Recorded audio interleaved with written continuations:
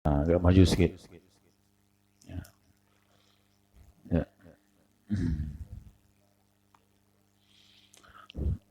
Baik, kata hikmah berikutnya.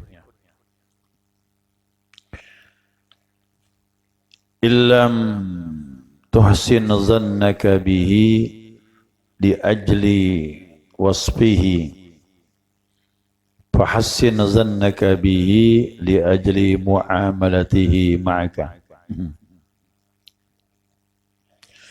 Jika engkau tidak berbaik sangka kepada Allah Subhanahu wa taala atau dengan Allah dikarenakan sifat-sifatnya, maka berbaik sangkahlah terhadapnya disebabkan perlakuannya bersamamu. Ya, artinya anugerah yang diberikan kepadamu. Fahal awadaka illa hasanan, maka bukankah pemberiannya kepadamu melainkan kebaikan semata-mata.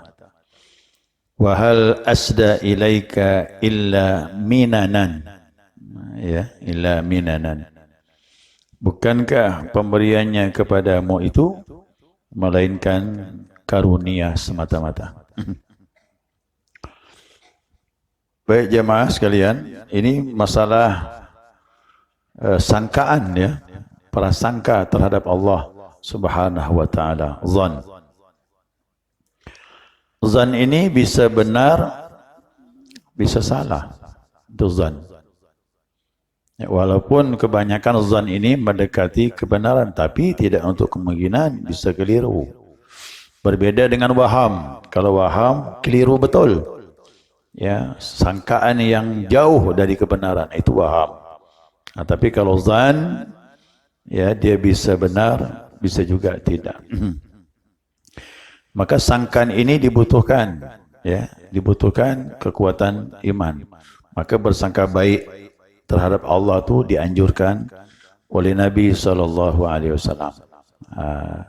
Maka Nabi bilang, siapa yang dapat melakukan husnuzan, ya, berbaik sangka kepada Allah sehingga ia tiadalah meninggal kecuali tetap dalam husnuzan.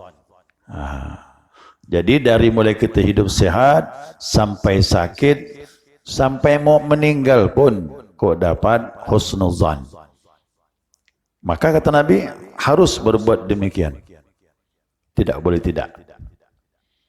Kalau kita tidak berbaik sangka dengan Allah, kita dapat juga akibatnya.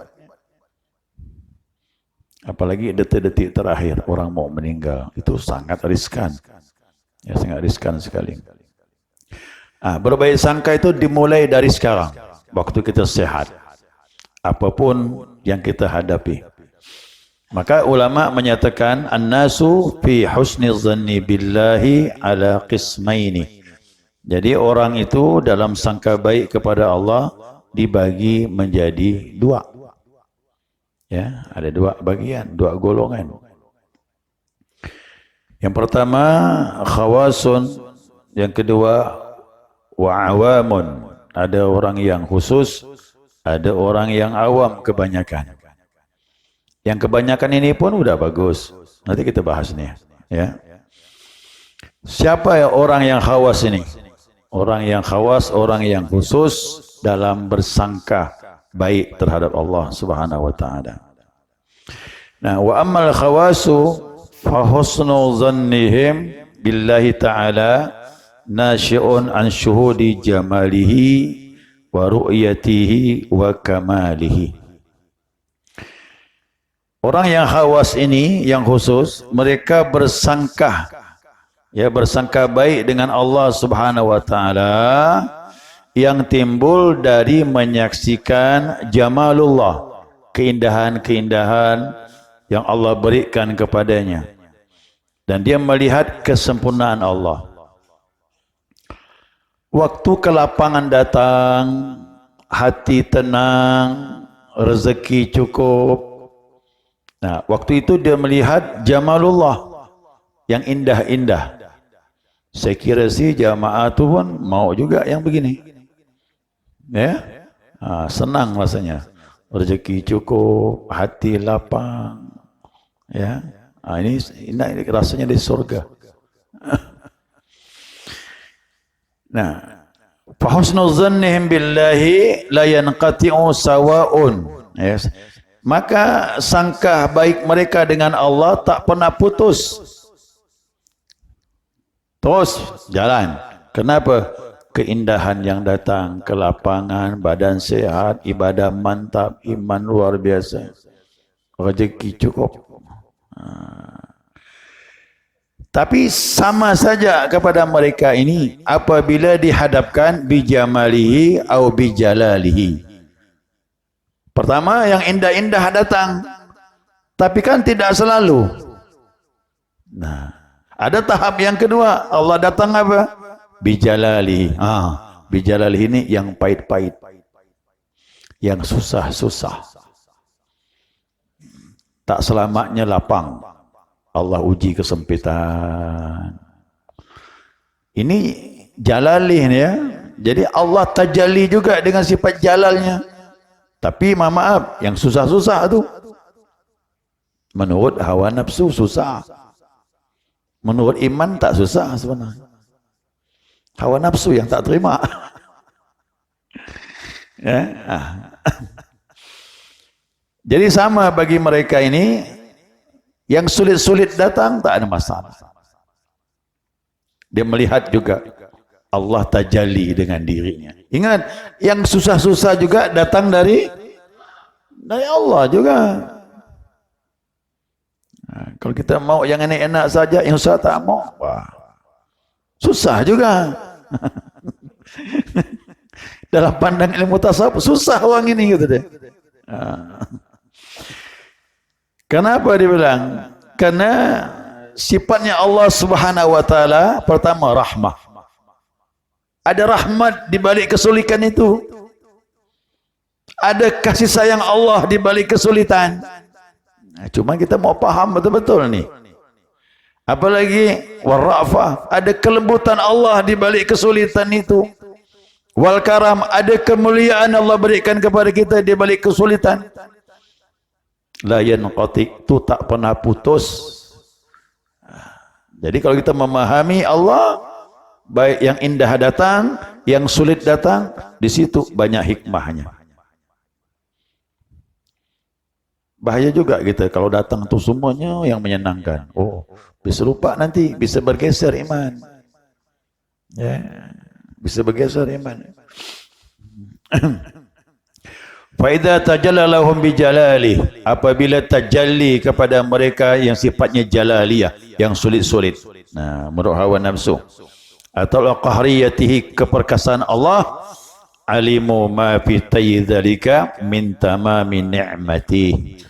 Maka di balik itu di sana ada kesempurnaan nikmat Allah Subhanahu wa taala yang meliputi rahmatnya. Di sini ada ayat nih ya, dibaca tadi itu. Apa kata Allah? Wa asa an takrahu syai'an wa huwa khairul lakum. Itu jelas tu ayat surah Al-Baqarah. Mungkin kamu tidak menyukai sesuatu, tetapi kata Allah, itu baik bagimu. Ya, kita tak mau musibah datang, tapi Allah bilang di situ ada kebaikan untuk dirimu. Kalau lapang terus, nanti lupa diri. Maka Allah beri kesempitan, biar sadar. Yang mana tadi kita melenceng, kembali lagi dibetulkan. Kembali kepada Allah Subhanahu wa taala. Fa asa ayatakrahu syai'an wa yaj'alallahu fihi khairan katsira. Mungkin kamu tidak menyenangi sesuatu, tapi Allah jadikan di dalamnya kebaikan yang banyak. Ingat, pernah dengar hadis Nabi SAW. Mayuridillahu bi khairan yusib minhu. Siapa orang yang Allah kehendaki kebaikan untuknya, dia diberi kesulitan musibah. Berarti dalam musibah ada kebaikan. Kadang-kadang orang cepat bersih dengan musibah. Ya. Kadang-kadang orang cepat melejit. Di sini dikatakan sebaik-baik husnuzan terhadap Allah di waktu menerima nikmat berupa ujian bala. Ulama bilang nikmat dalam ujian bala. Nanti lambat laun hati kita tak lagi bersandar dengan makhluk. Yalah, kepada siapa lagi? Mau ke mana lagi? Kok musibah datang? Saya punya kawan tu, waktu di NTB tu kena gempa. Dia bilang situ lah, kata dia. Baru goncang ya tu, kata dia. Goncang tanah itu terasa getarannya, udah semua menjerit semuanya. Siapa disebut? Mana ada lain lagi. Yang tak pernah salat pun nyebut Allah. Iya, Pak. Yang tak pernah salat nyebut Allah. Itu yang pernah saya ceritakan. Sampai ada yang baca doa makan dibaca.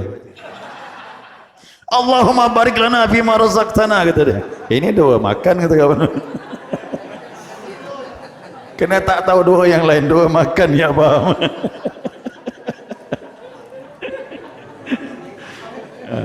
Itu lucu, kata dia bilang. Waktu ada gak takut, tapi lihat orang tu punya tingkah aneh-aneh. Jadi tak ada lagi dah. Jadi musibah ini sebenarnya cubitan dari Allah. Biar sakit buat terasa. Yo, kata Allah, aku cubit kau ni, kembalilah dengan aku. Ya, suruh kembali itu. Cubitan-cubitan dari Allah Subhanahu wa taala. Faghuliba alaihim syuhudur rahmah bil jamal. Jadi dia dikuasai penyaksian rahmat Allah, baik indah ataupun sebaliknya sama. Pada ma husnul zannihim ala kulli hal. Jadi dia berbaik sangka kepada Allah dalam setiap keadaan. Ini orang yang khusus. Yang indah datang, yang sempit datang sama. Dia bilang dari Allah juga munculnya. Nah, ini kita mama agak berat nih. Ya, tapi kalau bisa mampu macam ini, wah, ini kita masuk orang khusus dah. Ya, orang yang khusus, ya.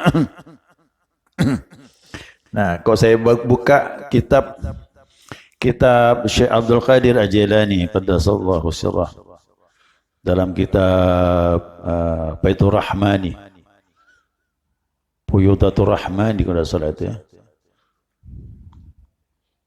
Allahumma salli ala Muhammad. Lupa saya nama kitabnya. Baitur Rahmani, kalau salah. Di situ dikatakan kalau Allah berkehendak baik sama seorang hamba, Allah uji dia dengan musibah. Dia bisa mengendalikan, datang lagi lebih berat sedikit. Lalu dia mengadu sama orang. Orang beri solusi dan sebagainya, tapi musibah tetap jalan. Ngadu lagi kepada yang lebih baik dari yang pertama ni. Ngadu, akhirnya ngadu sama ulama sekalipun. Ulama cuma bisa beri nasihat. Akhir kemana dia pergi ikhtiar, tidak ada penyelesaian. Kemana dia pergi, kata Abdul Qadir Jilani? Terakhir dia hanya pergi kembali kepada Tuhannya.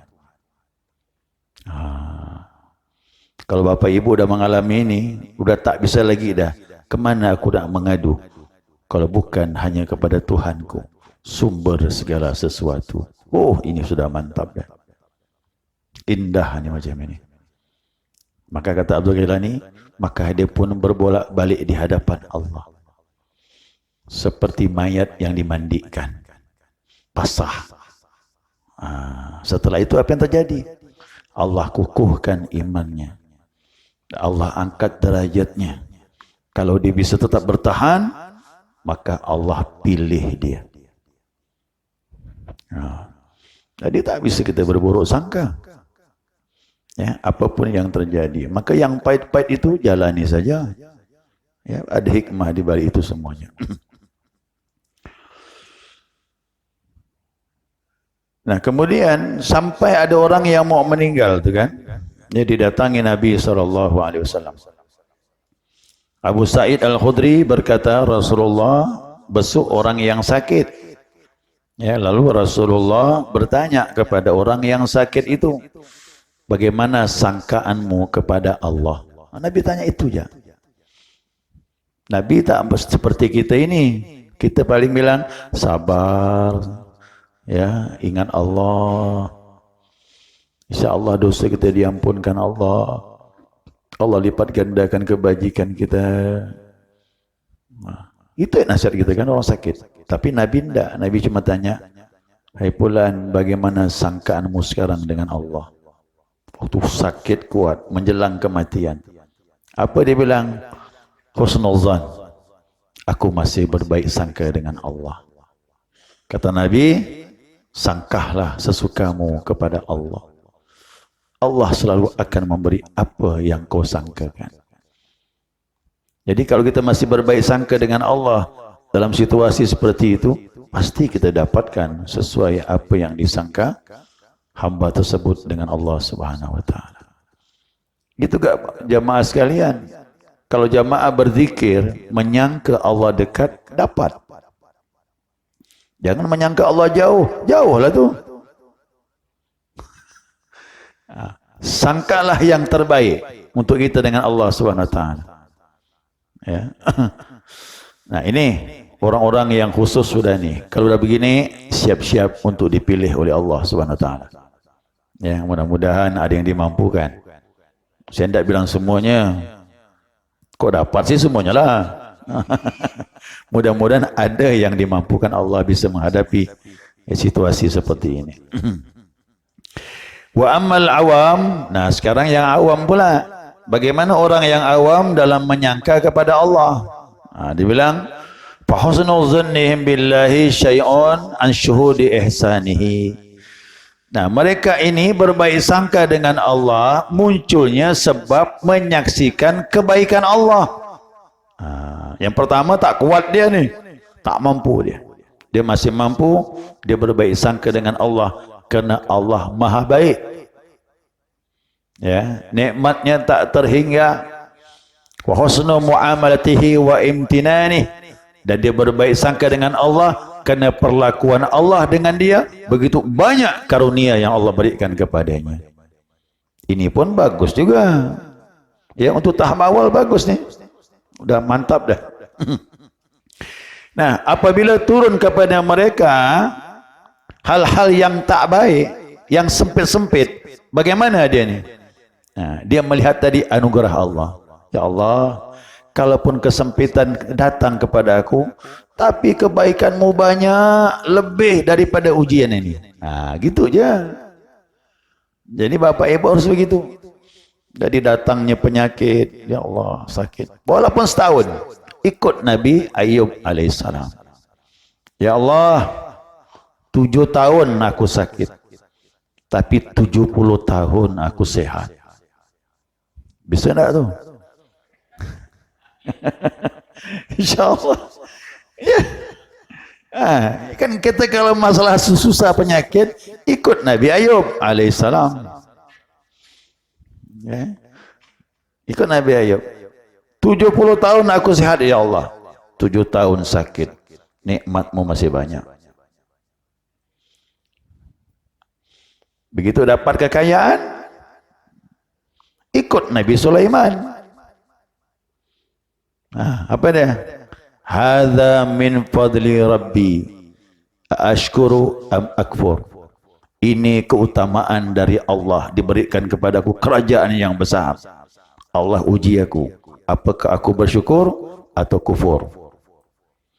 Begitu. Kekayaan ujian juga. Ujian kekayaan, miskin ujian, kaya pun ujian. Yang miskin tu tak lepas dari ujian, maaf, menyalahkan keadaan, menyalahkan maaf, apapun disalahkan. Yang bahayanya itu menyalahkan Allah. Ya Allah, 20 tahun, 50 tahun aku ibadah, kenapa kesulitan datang? Ini berbahaya. Allah pula disalahkan. Padahal di situ ada hikmah kebaikan, cuma dia tidak paham. Jadi banyak kita ni. Jadi nabi-nabi sebelum itu sebagai suri tauladan. Ya, kita ikut. Suri tauladan yang sempurna itibak kepada Nabi kita Muhammad sallallahu alaihi wasallam. Nabi kekayaan pernah datang, kemiskinan pun pernah datang, kelapangan pernah datang, kesempitan pernah datang. Cukup Nabi itu. Ya, tidak ada yang tak dilalui. Semuanya dilalui oleh Rasulullah sallallahu alaihi wasallam. Nah, jadi kelompok yang kedua ini, yang awam ini, mereka melihat yang datang kepada mereka semuanya kelembutan anugerah Allah.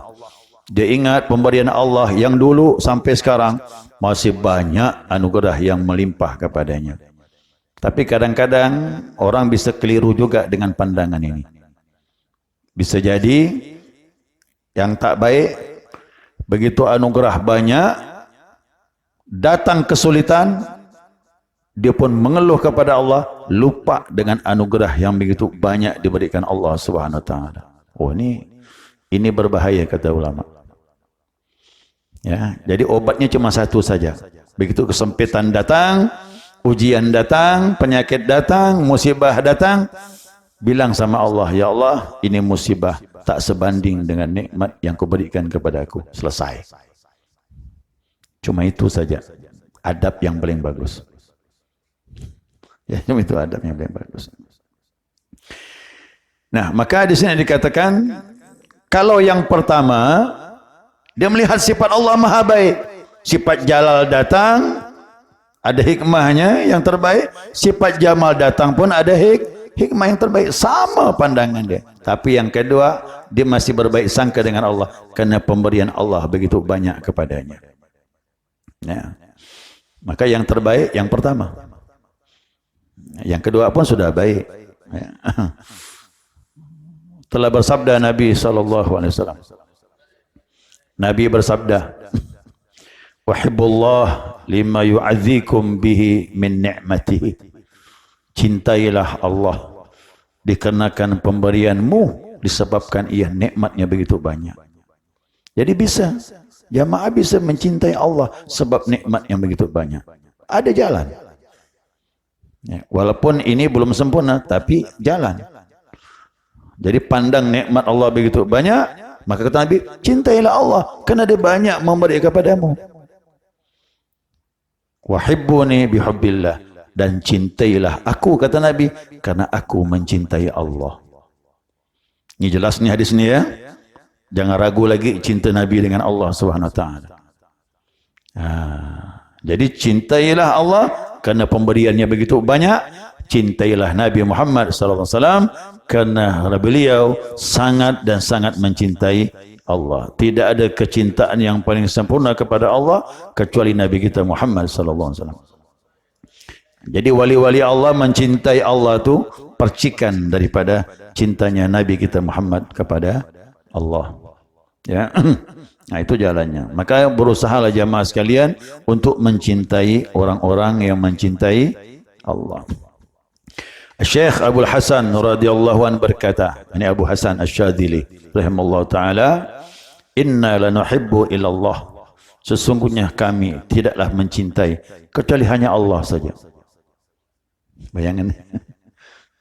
Ini wali besar.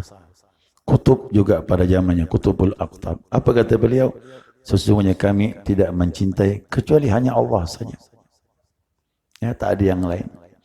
Jubilatil qulubu ala hubbi man ahsana ilaiha. Ada satu ungkapan lagi, ya, hati ini cenderung kepada yang dicintai orang yang paling baik kepadanya. Siapa yang paling baik? Hah? Kalau bukan Allah, siapa lagi paling baik? Yang tak kita minta dikasih. Ya, mana nugur? Kalau orang lain memberi terbatas, masih hitung-hitungan. Tapi kalau Allah memberi tak terbatas. Bagi orang ahli dunia, harta lah paling banyak. Itulah paling berharga. Tapi bagi para sufi, para wali, ma'rifat itulah harta yang paling mahal. Ya, kenal Allah harta yang paling mahal. Inna lima lam nara muhsinan ghairallah. Kata Abu Hasan, sesungguhnya kami tidaklah melihat kebaikan dari selain Allah. Artinya kalau ada orang memberi kepada beliau sesuatu, langsung pandangannya Allah lah yang beri aku, kata dia. Ya, lam nuhibbu siwahu, dan kami tidak menyenangi kecuali hanya Tuhan saja. Masya Allah. Ini tauhid yang sudah mantap padu sudah. Ini tadi termasuk golongan yang pertama. Ya, golongan yang pertama, mereka-mereka yang sudah satu hati mereka hanya Allah, tak bisa lagi dibagi. Ini orang begini ini tak bisa dibagi lagi dah. Cintanya tak bisa dibagi. Walaupun dengan isteri. Justru isteri itu mencintai dia kerana dia mencintai Allah. Faham tak ni? Nabi itu bukan enggak perempuan. Laki-laki pun cinta dengan beliau. Itu pengaruh cinta dengan Allah tu begitu. Ya, jangankan perempuan, laki-laki pun cinta dengan Nabi sallallahu alaihi wasallam. Makanya seorang isteri kau dapat seorang suami wali Allah, sayang pasti dia. Kerana suaminya menyayangi Allah, pasti isteri pun menyayangi dia. Kalaupun dia menyayangi isteri, itu percikan kerana cintanya kepada Allah. Sayang sama anak, itu percikan cintanya kepada Allah. Sayang sama makhluk, itu percikan cintanya kepada Allah Subhanahu wa taala. Nanti sampai derajat cinta yang sebenarnya. Berarti kalau dah sampai derajat cinta, musibah datang, nikmat datang, sama saja. Cuman kita ni kan sekarang ni kan masih labil. Kelapangan datang kayak di surga dunia ni. Kesempitan datang, aduh. Masih labil kita. Kita kan belum kan betulkan iman kita. Ada ilmu, beramal. Saya ajak jamaah sekalian, mantapkan hati dengan tauhid, dengan zikir. Nanti akan sampai derajat ilahi tamasudi. Yang kedua, waridhaga. Yang ketiga, artinya kalau sampai yang ketiga ni, bala datang, nikmat datang sama. Sama ya. Cuma perlu proses. Dia harus ada proses. Mudah-mudahan kita bisa melalui itu. Ya, melalui itu insya-Allah. Amin ya rabbal alamin. Baik jamaah, kata ulama bilang, ni ulama yang bilang. Hati-hati dia bilang, ingatlah perkara ini. Ya, ambillah masalah ini, masalah yang besar. Kadang diremehkan ahli ibadah, orang yang zuhud, dia tergelincir dengan masalah ini. Begitu sifat jalaliyah datang, kadang dia masih goyah. Tapi kita berusaha untuk bisa menghadapinya. Juga berkata seorang ulama sufi, al-arifu man arafa syada'id az-zaman fi altafil jariyati minallahi alaih. Orang yang arif mengenal Allah itu, yakni orang yang mengenal pada masa kesempitan, di dalamnya ada kelembutan kasih sayang Allah kepada dia. Wa arafa isa'atuhu fi ihsanihi lillahi ta'ala. Dan di dalam hal yang tak baik datang kepada dirinya, di situ ada kebaikan dari Allah Subhanahu wa taala. Jadi tak boleh buruk sangka dengan hal-hal yang menyakitkan di dunia ini. Itu ada hikmahnya. Ya, justru Allah mau pilih kita, boleh jadi. Ya, makanya saya tak mau berburuk sangka. Ada orang ahli ibadah, orang banyak buruk sangka. Ustaz tu ahli ibadah, tapi musibah datang terus. Tak usah begitu. Itu Allah yang hanya tahu. Saya takut termasuk yang dibahas ni. Ya, boleh jadi dia termasuk yang dibahas ni. Dia tidak jahat dengan orang, baik. Ibadahnya istiqamah. Tapi musibah datang terus. Hati-hati. Mungkin Allah mau pilih dia. Mana kita tahu? Jangan buruk sangka dengan orang. Ya, tak boleh. Ya, sekiranya cukup. Mudah-mudahan dapat dipahami.